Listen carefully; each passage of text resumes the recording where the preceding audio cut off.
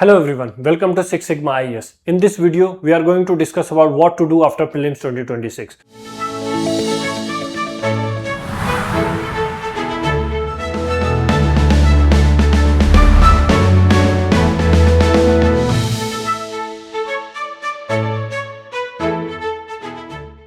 So prelims examination was over on 24th May 2026.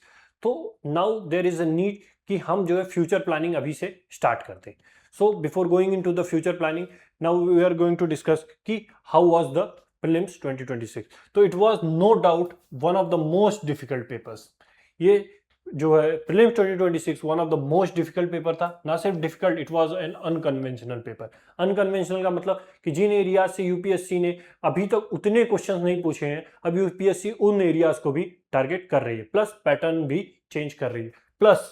Plus it was one of the longest paper. क्यों? क्योंकि ये 26 pages long थे, almost 26 pages long थे. तो अब आपको लगेगा कि यूपीएससी स्टूडेंट तो बहुत सारी पढ़ाई करते हैं, तो 26 पेजेस क्या होते हैं. एक्चुअली जब आप एग्जाम में 2 घंटे के लिए बैठते हैं इस स्कॉर्चिंग हीट में, ऐसी कंडीशन में एक एक मिनट मैटर करता है. एक एक मिनट आपके ऊपर वो स्ट्रेस फैक्टर ऐड करता है. तो इसलिए जब 26 पेज, जनरली 20, 18, 17 पेजेस लॉन्ग जब पेपर्स आते हैं और सडनली आपको 26 पेजेस लॉन्ग पेपर मिलते हैं, तो फिर ऑलरेडी आप जो है एक डिसएडवांटेज पोजीशन में होते हैं. ठीक है. सेकंड थिंग इज कि करंट हैवी था. करंट अफेयर्स का काफ़ी बड़ा पोर्शन जो है पूछा गया था. करंट हैवी का ये भी मतलब होता है कि पेपर ना सिर्फ डिफिकल्ट हो जाता है, बल्कि पेपर जो है अनप्रिडिक्टेबल हो जाता है. ठीक है. तो अनप्रिडिक्टेबिलिटी वाला फैक्टर ऐड हो गया था इस पेपर में. थर्ड थिंग इज कि एथिक्स वाला पार्ट जो है, एथिक्स का पार्ट गवर्नेंस के अंदर पूछा गया है. ये फ्रेशर्स के लिए जो है एक कॉम्पिटिटिव डिसएडवांटेज वाली पोजीशन है, क्योंकि एथिक्स की का एग्जाम जो है फर्स्ट टाइम या बिगिनर्स ने अभी दिया नहीं होता है. जो लोग एक रिपीटर्स होते हैं उन लोगों के लिए, या जिन्होंने पहले से मेंस लिखा होता है, उन लोगों का ब्रेन ऑलरेडी केस स्टडीज को सॉल्व करना सीख चुका होता है. इसलिए जो है जो फ्रेशर्स हैं उनके लिए भी ये एक डिसएडवांटेज पोजीशन क्रिएट करता है.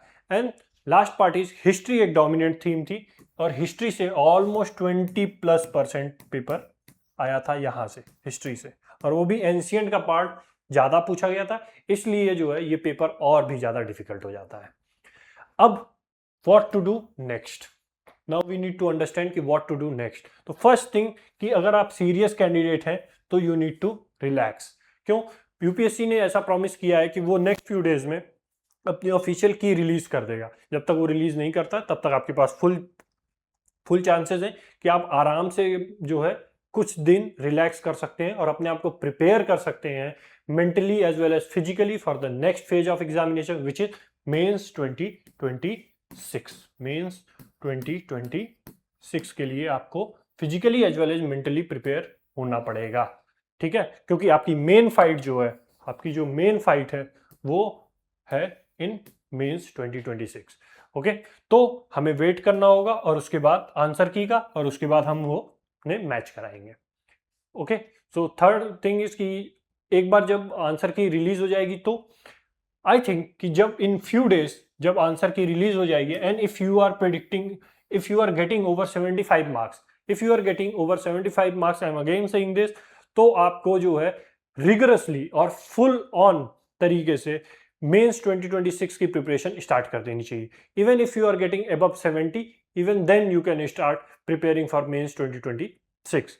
ठीक है. और मैं ये बात हवा में नहीं कह रहा हूँ. ऑब्वियसली मैंने लार्ज स्केल बच्चों के स्कोर कार्ड तो मतलब एनालाइज अभी तक नहीं किए हैं, बट मैं इसे इस चीज से प्रिडिक्ट कर रहा हूँ क्योंकि डिफिकल्टी 2026 की सिमिलर थी टू 2023 लेवल, और 2023 में कट ऑफ इसके आसपास गया था. इसलिए जो है मैं ऐसे प्रिडिक्ट कर सकते हैं कि if you are getting above 75 तो हो सकता है कि आप जो है मेंस की मैजिक पीडीएफ में आपका नाम हो.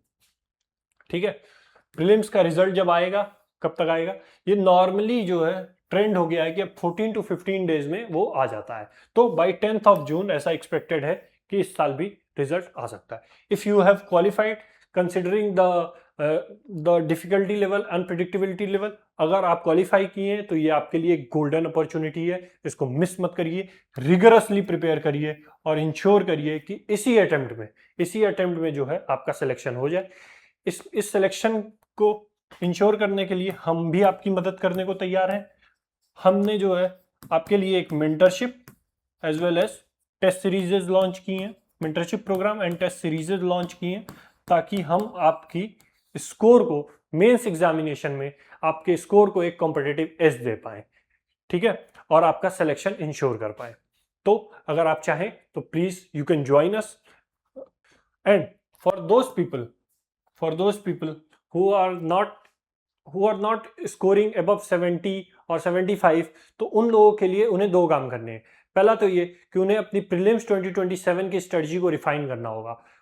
Take like 1 or 2 weeks off, okay, relax a bit, do not over think about it, और रिलैक्स होने के बाद आपको दोबारा से वापस आना है, आपको दोबारा से एग्जाम के लिए तैयारी करनी है, और आप दोबारा से जो है इस रिगरस मोड को आपको स्टार्ट करना है।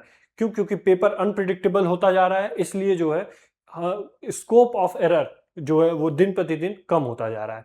इसलिए जरूरी ये है कि आप अपनी स्ट्रेटजी को रिफाइन करिए, करंट वाले पोर्शन को इंक्लूड करिए अपने पेपर में, बहुत ज़्यादा करंट पर ध्यान नहीं देना। स्टैटिक पार्ट अभी भी उतना ही इंपॉर्टेंट है, इसलिए अभी भी आपको लक्ष्मीकांत पढ़नी होगी, एनसीईआरटीज पढ़नी होंगी, अपनी जो है कन्वेंशनल बुक्स सारी पढ़नी है। बस आपको एक चीज़ और इंश्योर करनी है कि आपको न्यूज़पेपर में द हिंदू या इंडियन एक्सप्रेस को इंक्लूड करना है, और साथ ही साथ पीआईबी रेगुलरली पढ़ना है, और आप जो है सिर्फ और सिर्फ ईयरली कंपाइलेशंस पर रिलाई अब नहीं कर सकते हैं, ठीक है। तो इसलिए जो है जरूरी हो गया है कि आप पूरे साल करंट अफेयर्स में इंडल्ज रहें। और दूसरा काम आपको ये करना है कि आपके अब वो समय आ गया जब आप अपने नोट्स को रिफाइन करिए और उसे मेंस 2027 के लिए अपडेट करिए। मेंस 2027 के लिए सिर्फ आपको इतना करना है कि आपको सिलेबस उठाना है, उसमें से वो टॉपिक उठाना है जो भी आप पढ़ने जा रहे हैं, उसको उठाइए, उसमें से देखिए कि PYQs में कितने एस्पेक्ट्स उसके पूछे गए हैं, उसके नोट्स बनाइए 2 to 3 पेजेस में। 2 to 3 पेजेस में जब आप हर एक कीवर्ड का नोट्स बना लेंगे, 75 to 80 कीवर्ड्स हैं हमारे मेंस के पूरे सिलेबस में, यानी कि 200-250 पेज का जब आपका नोट्स कंप्लीट हो जाएंगे, उसके लिए आपके पास सफिशिएंट टाइम है, दिसंबर तक ये नोट्स आपके कंप्लीट हो जाने चाहिए।